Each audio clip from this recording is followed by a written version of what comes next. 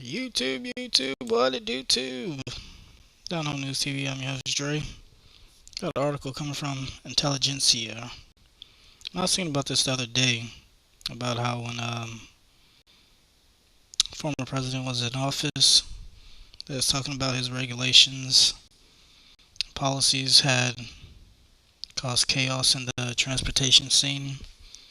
But every day when I watch the news, it seems like another close call at the airport. Almost every day when I watch the evening news with what's his face? What is his face? I forgot his name, but got his face in my head, but I can't think of his name right now. But article is coming from the Intelligentsia. Is Pete Buttigieg doing a good job? Trains are derailing, plane parts are falling from the sky, and the former mayor of South Bend is overseeing it all. The day I met Pete Buttigieg in Washington D.C. office in April, his morning had begun with the NPR interview conducted out of a van parked outside the house. His 10 twins, who are not three, were up before 6:30, and their nose had already been taken over. The early wake up left no discernible impact on Pete Buttigieg. He's the same indefatigable person he plays on TV. Eerily intense eye contact, emphatic hand movements, crisp bullet points, a role he plays frequently as one of the Biden administration's most ubiquitous surrogates. As Matthew, I'm going to butcher this name, I'm just calling Matthew, once noted, the Secretary of appearing on television continues to be excellent at his job. Buttigieg's actual job, though, is Secretary of Transportation, which is currently overseeing a series of overlapping crises. In late 2022, Southwest Airlines melted down, canceling nearly 17,000 flights smack in the middle of holiday travel, the largest airline disruption in U.S. history. In early 2023, an FAA outage, all domestic departures leading to more than 1,300 cancellations, over 10,000 delays around that time. Freight train derailment near the town of East Palestine, Ohio, and spewed toxic fumes into the community's air and soil. Meanwhile, about 100 people die every single day in car crashes on American roads. And this year, part of the Boeing plane fell off in midair, sucking passengers' clothing out of the gaping hole and bringing scrutiny to a company that has allegedly cut corners with little blowback from the government.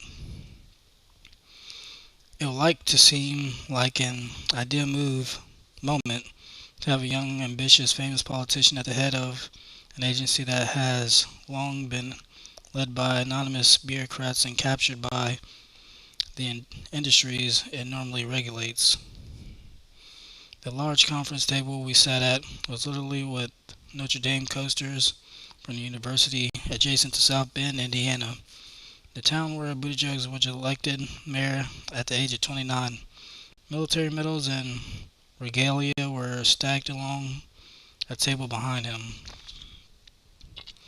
Buttigieg served as a naval reservist and was deployed to Afghanistan for 7 months in 2014. His desk was adorned with photos of his kids and husband, Chasten Buttigieg.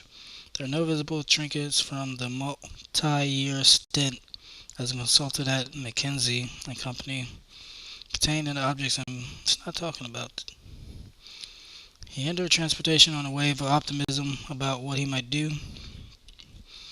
Quote, I had such high hopes for him, close quote, said Loretta Alcalay, an aviation lawyer and adjunct professor at Bond College of Aeronautics and Technology.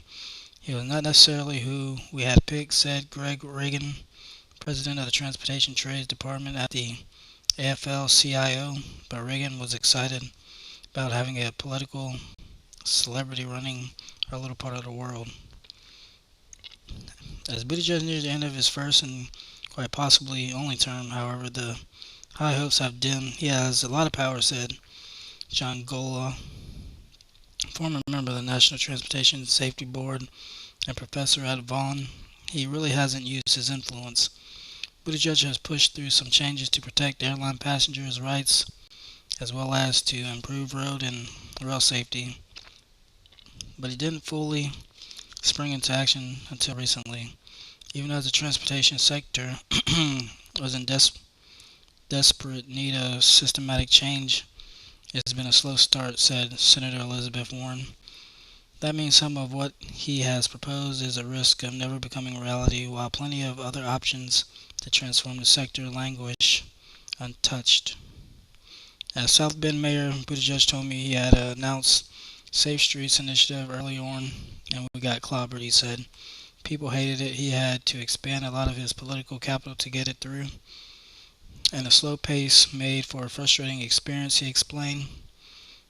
At the outset of any 4-year term, he said, there are two ways a government official can be criticized.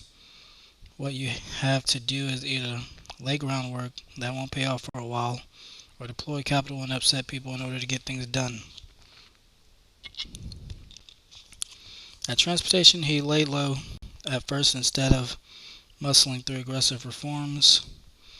More than once he told me he wanted rules and directives to be bulletproof when leaving his office.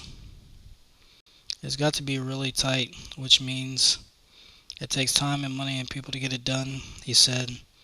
2 new consumers rules designed to protect flyers finalized in April are crowning achievements, but they weren't started until at least a year into his tenure.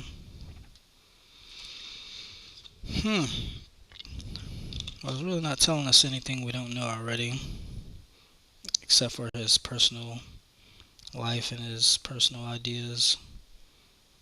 But